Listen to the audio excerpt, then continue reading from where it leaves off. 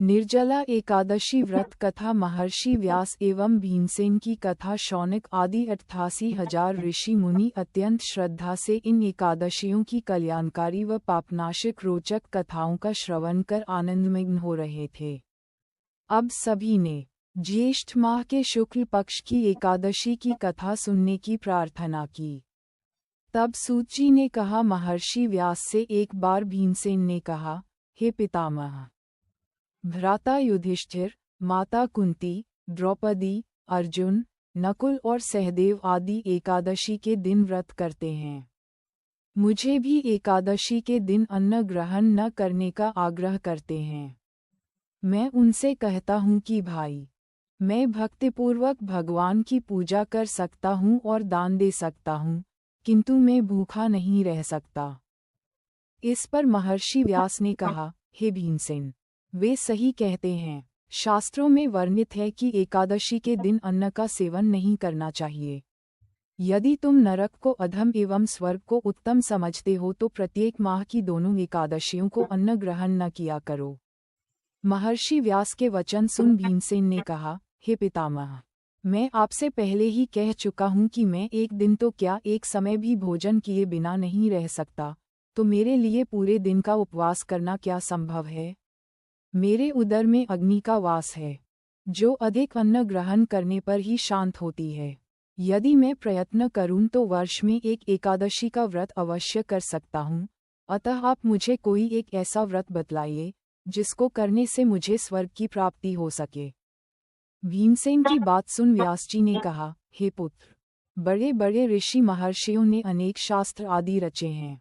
यदि कलियुग में मनुष्य उनका आचरण करे तो अवश्य ही मुक्ति को प्राप्त होता है।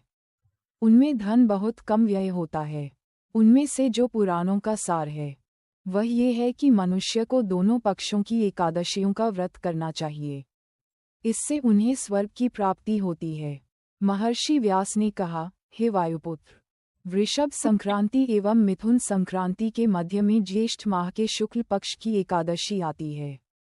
उसका निर्जला व्रत करना चाहिए। इस एकादशी के व्रत में स्नान एवं आचमन करते समय यदि मुख में जल चला जाए तो इसका कोई दोष नहीं है, किंतु आचमन में 6 मासे से अधिक जल नहीं लेना चाहिए। इस आचमन से शरीर की शुद्धि हो जाती है।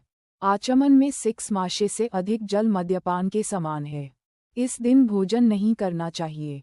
भोजन करने से व्रत का नाश हो जाता है। सूर्योदय से सूर्यास्त तक यदि मनुष्य जलपान न करे तो उससे 12 एकादशियों के फल की प्राप्ति होती है। द्वादशी के दिन सूर्योदय से पूर्व ही उठना चाहिए। भूखे ब्राह्मण को भोजन कराना चाहिए। तत्पश्चात स्वयं भोजन करना चाहिए। हे भीमसेन, स्वयं भगवान ने मुझसे कहा था कि इस एकादशी का पुण्य सभी तीर्थों एवं दान के समान है। एक दिन निर्जला रहने से मनुष्य पापों से मुक्त हो जाता है। जो मनुष्य निर्जला एकादशी का व्रत करते हैं उन्हें मृत्यु के समय भयानक यमदूत नहीं दिखाई देते, अपितु भगवान श्रीहरि के दूत स्वर्ग से आकर उन्हें पुष्पक विमान पर बैठाकर स्वर्ग को ले जाते हैं। संसार में सर्वोत्तम निर्जला एकादशी का व्रत है, अतः यत्नपूर्वक इस एकादशी का निर्जल व्रत करना चाहिए। इस दिन ओम नमो भगवते वासुदेवाय इस मंत्र का उच्चारण करना चाहिए। इस दिन गोदान करना चाहिए। इस एकादशी को भीमसेनी या पांडव एकादशी भी कहते हैं।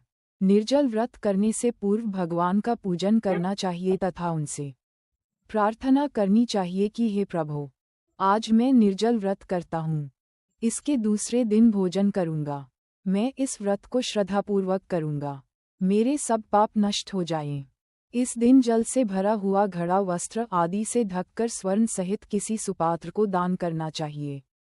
इस व्रत के अंतराल में जो मनुष्य स्नान, तप आदि करते हैं उन्हें करोड़ पल स्वर्णदान का फल प्राप्त होता है। जो मनुष्य इस दिन यज्ञ, होम आदि करते हैं उसके फल का तो वर्णन भी नहीं किया जा सकता। इस निर्जला एकादशी के व्रत के पुण्य से मनुष्य विष्णुलोक को जाता है।